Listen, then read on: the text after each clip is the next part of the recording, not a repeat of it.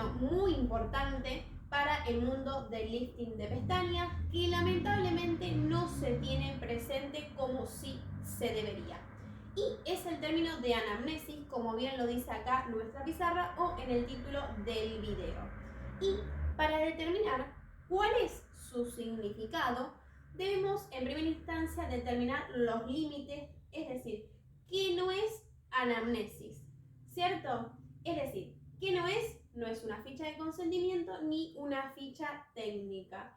¿Ambos son complemento de la anamnesis? Sí, por supuesto. Es decir, se necesitan ambos, los tres en este caso, para un proceso de lifting, tanto de manera previa como posteriormente en el caso, por ejemplo, de la ficha técnica, de nuestro registro técnico.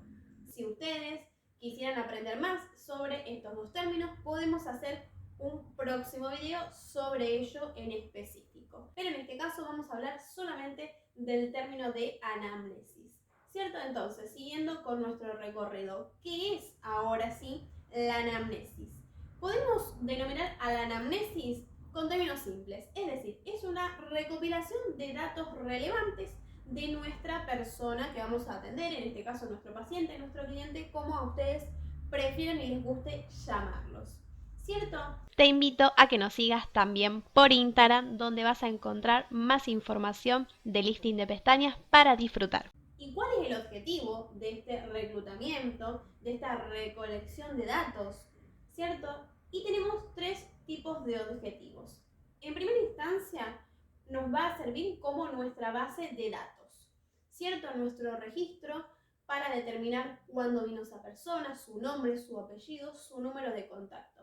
Pero también acá incluye un dato que a mí me parece muy útil y muy importante, que es un número de emergencia. Es decir, un contacto de algún familiar, algún amigo que pueda asistir ante algún inconveniente a esa persona o que nosotros nos podamos comunicar, por supuesto, ante algún tipo de inconveniente que pueda llegar a tener la paciente, el cliente dentro de nuestro gabinete, cuando se retira, cuando ingresa, etcétera, etcétera. Ahora sí, en el siguiente ítem con respecto a la aptitud. En este caso, esta ficha, estos datos, nos van a determinar si la clienta, si el paciente es realmente apto para este servicio, es decir, si es un candidato para este servicio o tal vez hay algunas cuestiones que lo impidan. En este caso, voy a dar, por supuesto, mi criterio como profesional. Tal vez hay algunas personas que no lo compartan, pero particularmente yo no atiendo a embarazadas porque estamos en contactos con químicos y esto puede ser perjudicial para ellas, y tampoco, por ejemplo, a lactantes por una cuestión hormonal. Esto como un ejemplo básico porque hay un montón de cuestiones a tener en cuenta, hay un montón de patologías, un montón de cuestiones que a mí me hacen frenar el servicio, es decir, como candidata, ¿cierto?, al servicio. Yo en este caso, cuando veo esto en sus registros, directamente prefiero o ofrecerle otro servicio o no atenderla, ¿cierto? Pero no por una cuestión discriminatoria, sino por una cuestión de salud y de respetar justamente a la paciente. Una pequeña pausa para comentarte que de manera gratuita podés obtener un formulario de anamnesis con más de 20 preguntas listo para empezar a utilizar con solo completar tus datos en el registro de mi sitio web. Si es así, el domingo te va a estar llegando el archivo vía mail. Con respecto al tercer ítem, es decir, la prevención, yo hago muchísimo hincapié en ello, ¿cierto? Y esto me va a determinar si la clienta puede realizarse un servicio, bien, es decir, pasó esta etapa de la aptitud, pero tal vez hay algunas cuestiones que me hacen frenar, me hacen indagar un poquito más. Por ejemplo, en casos de alergias o de posibles alergias, ¿cierto? O tal vez hasta un dolor muscular. Entonces, una vez que entendimos el concepto de anamnesis, tenemos que entender cómo vamos a reclutar estos datos relevantes para tener un registro, aptitud o prevención. Y es a través de preguntas, ¿cierto? Como bien dije antes, indagar me va a beneficiar porque vamos a disminuir de esta manera los posibles riesgos, ¿cierto? O los posibles inconvenientes. O tal vez no nos van a disminuir estos inconvenientes, pero sí nos van a permitir actuar con rapidez en el caso que suceda, ¿cierto? Entonces, ¿qué tipo de preguntas vamos a realizar para poder indagar en estos tres ítems? Vamos a hacer preguntas personales, patologías o hábitos. Es muy importante conocer y tomarnos el tiempo justamente de hacer esto para saber quién está del otro lado, ¿cierto? ¿Por qué? Porque acá nosotros estamos en contacto con personas, nosotros trabajamos con personas, se podría decir que es como nuestra materia prima.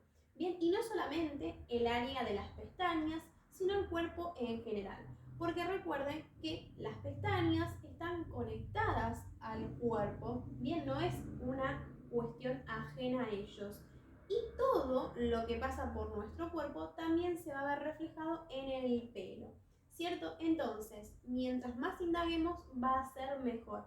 En este caso, por ejemplo, de patologías, no solamente una operación de la vista, sino también operaciones en general, para ver cómo está internamente nuestra paciente, conocer, por ejemplo, cuestiones hormonales que también influyen un montón y lamentablemente las mujeres estamos en continuo contacto con las hormonas, ¿cierto? En todas las edades, que también es uno de los datos importantes a tener en cuenta acá, en datos personales, la edad, para poder al menos imaginarnos por qué podría llegar a estar pasando nuestra clienta a nivel general, por supuesto, ¿cierto?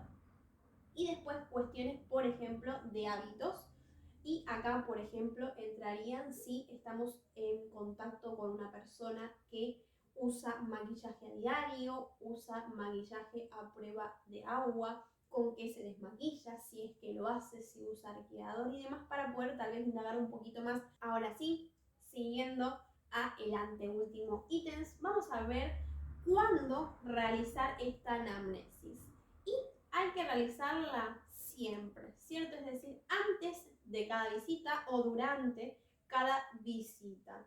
Bien, ¿por qué? Porque como bien dije antes, nosotros estamos en contacto con personas y las personas son muy variantes, tanto la misma persona, bien, en diferentes momentos, bien, hasta diferentes días, en cortos periodos, las personas cambian, entonces es importante determinar esto. Por ejemplo, la persona en el mes de enero no usaba lentes de contacto y en el mes de marzo, cuando venga de nuevo, por ejemplo, usa lentes de contacto. Para la otra persona, para el cliente, para el paciente, tal vez no es relevante el uso de lentes, es decir, que incorporó a su vida los lentes de contacto, pero para nosotros sí. Por último, vamos a hablar del cómo, es decir, cómo realizar nuestra ficha de anamnesis. Y tenemos dos modalidades, por así decirlo. Es decir, en primera instancia, lo online, que es lo que yo recomiendo y ahora voy a dar mi argumento. Y en segundo lugar, lo presencial, es decir, esta es la más común, bien, la más frecuente. Es decir, la persona asiste y nosotros nos tomamos la molestia de, antes de comenzar el servicio, realizar el formulario. La opción más cómoda es la online. ¿Y por qué?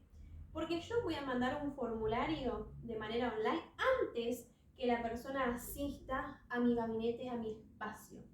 Bien, la voy a leer y voy a determinar acá si la persona es apta. Bien, ¿por qué? Porque si la persona acá ya directamente no es apta, yo no voy a hacer todo este proceso, ¿cierto? No la voy a hacer perder tiempo de venir, bien, para decirle en ese momento, no, yo no te puedo hacer el servicio.